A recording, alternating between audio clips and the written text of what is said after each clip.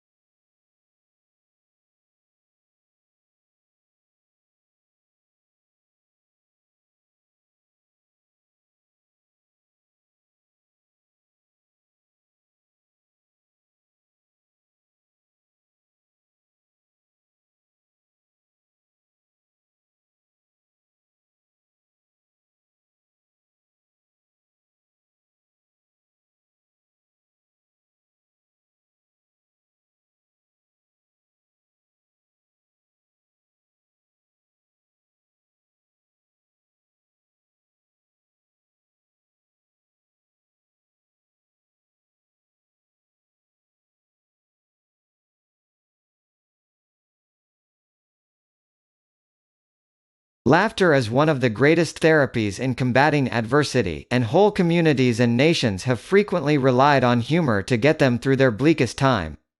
On August 13, 1961, the barbed wire was rolled out of Berlin to create the Berlin Wall. For nearly 30 years, until it was dismantled, wall jokes proliferated, especially among those living in the East. Laughing was all that was left.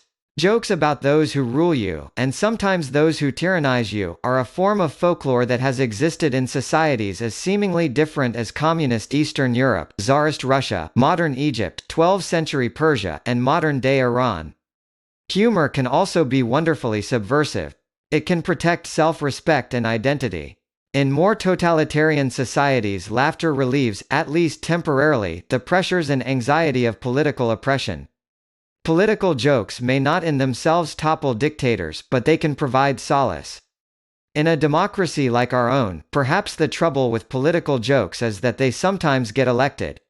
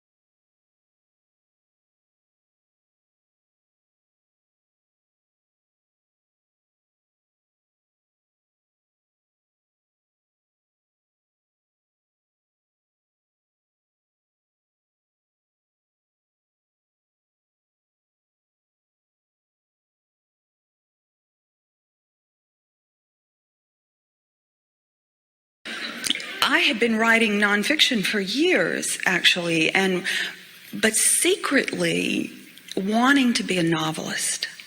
When I first started writing at the age of 30, it was with the intention of writing fiction. But I took a little detour for 10 or 12 years and wrote nonfiction, which I have absolutely no regret about at all. I think it was exactly the right thing for me to do. But there was that dream tucked away inside of me to do this. And I remember reading something that Eudora Welty wrote, who is, the great novelist from Mississippi, who had a big influence on me, actually. She said, "No art ever came out of not risking your neck." And I think she's absolutely right about that. It felt that way to me at the time, and actually it feels that way to me every time I sit down to write something. Finally, in the early 90s, I took my deep breath and started writing fiction. It felt risky to me at the time to do that. And one of the very first things that I wrote was what I thought was going to be the first chapter of a novel called The Secret Life of Bees. I wrote it in 1992, and it is actually essentially the first chapter of the novel as it is now.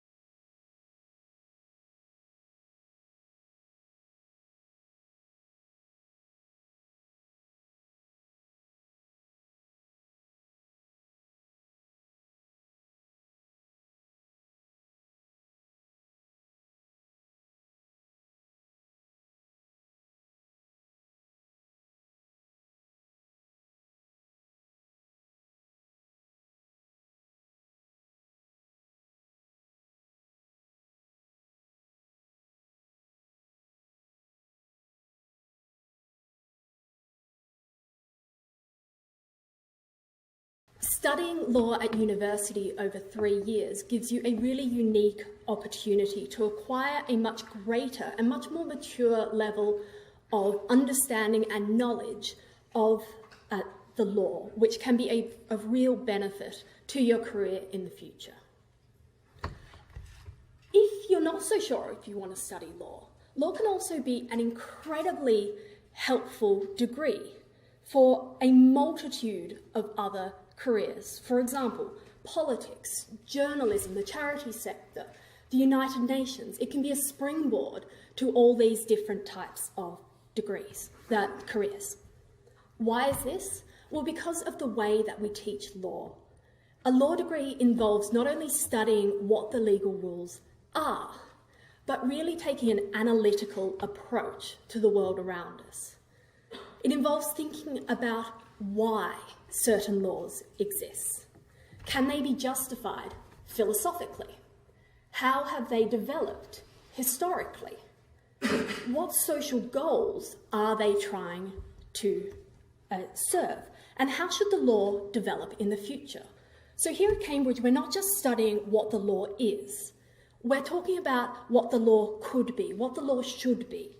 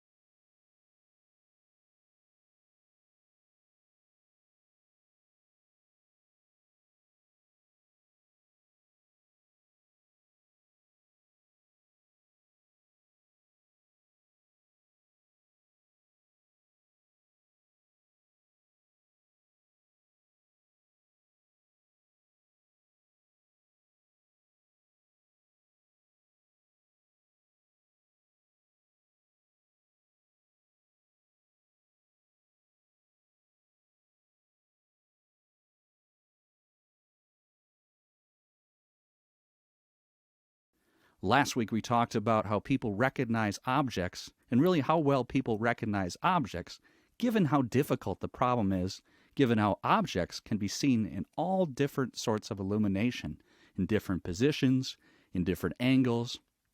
And yet we are able to extract that information. We are able to take the visual stuff out there, interpret it in a way that allows us to recognize all the different things that we can see in our environment. Today we're going to kind of carry on looking at that. We're going to look at what's really a special class of objects. That's the human face. We're going to look at how we recognize human faces and how we do it quite as well as we do. We're really expert at recognizing faces. So again, we can think about how do we take that visual information and how do we transfer it into a form which allows us to put a name to a face and to do all the other clever things we can do with faces. So I'm going to start off again by just pointing out that it's a hard problem. Face recognition is a hard problem, and it's a clever thing we do. If you think about all the different types of faces you can recognize and all the different types of information you can get from the face, you kind of start to appreciate how well we can do face recognition.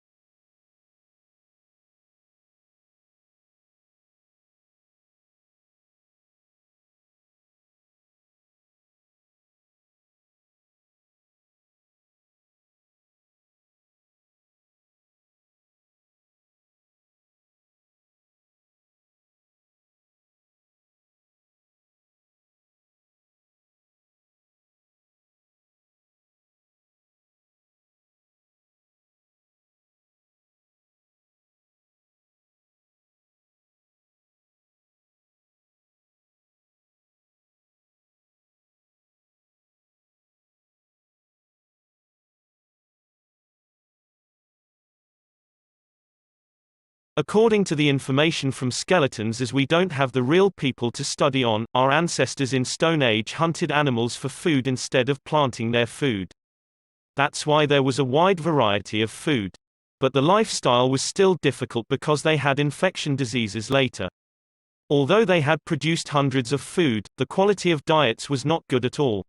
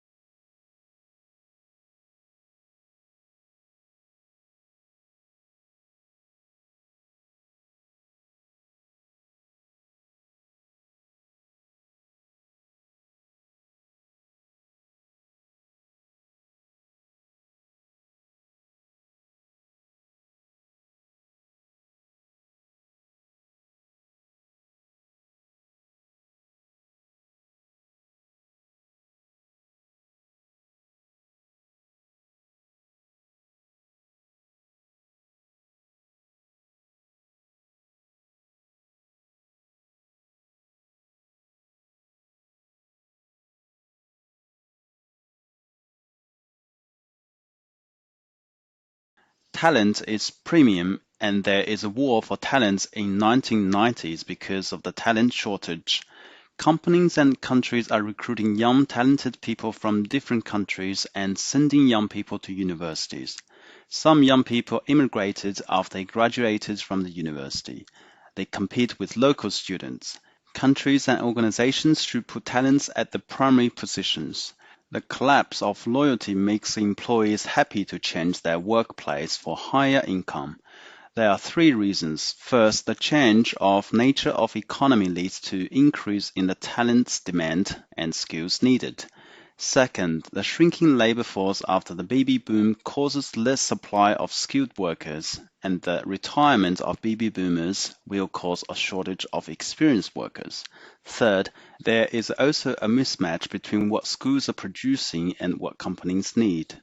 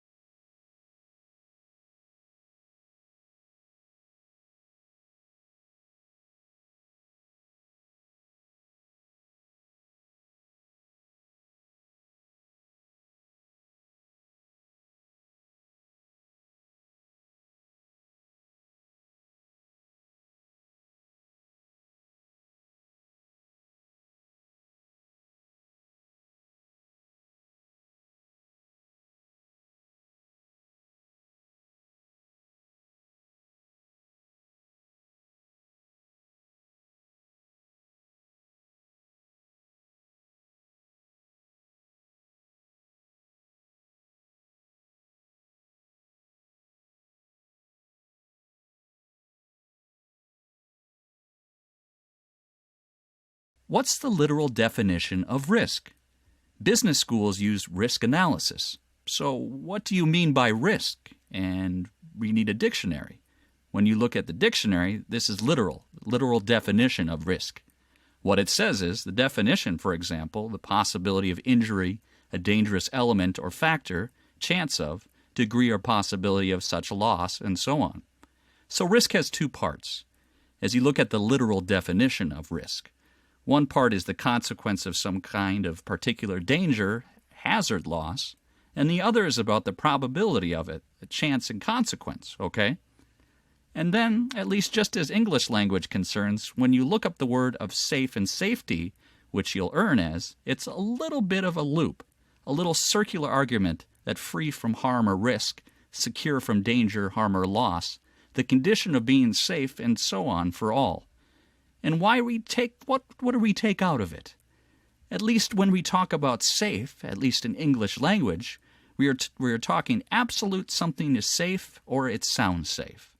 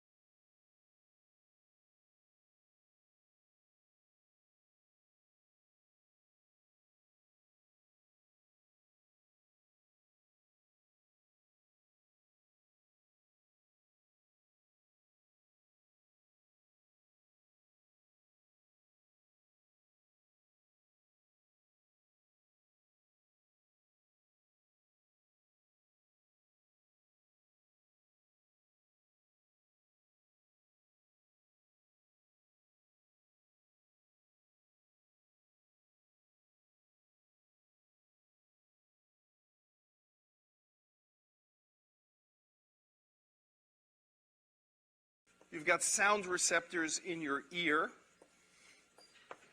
and they're beautiful. We're not going to talk about them at any length, but there's little flappy, these little spiky things going along in your ear, and they can translate vibrational energy coming from your ear, hitting your eardrum, being translated into a vibration in the fluid in your ear, into a physical motion of these little receptors there, into an electrical motion, into an electrical signal that goes into your ear.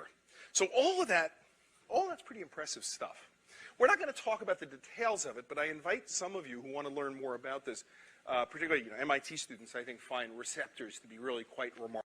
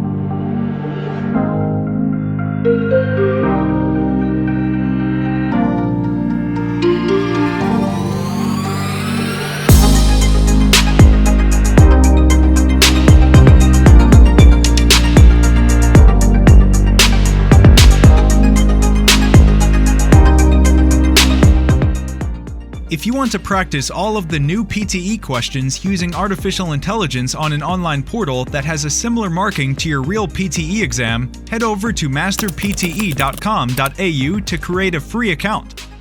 Here, you can practice all 4 sections separately and receive instant feedback for all of your speaking, writing, reading, and listening. You can also view and compare your answers with others who have already succeeded in achieving a high score. Download 9090 Band's template for speaking, writing, and listening. Take mock test, receive instant result, overall feedback, and in-depth analysis which helps you pinpoint exactly where you lose points. Masterpte.com.au, the best PTE practice software in the world.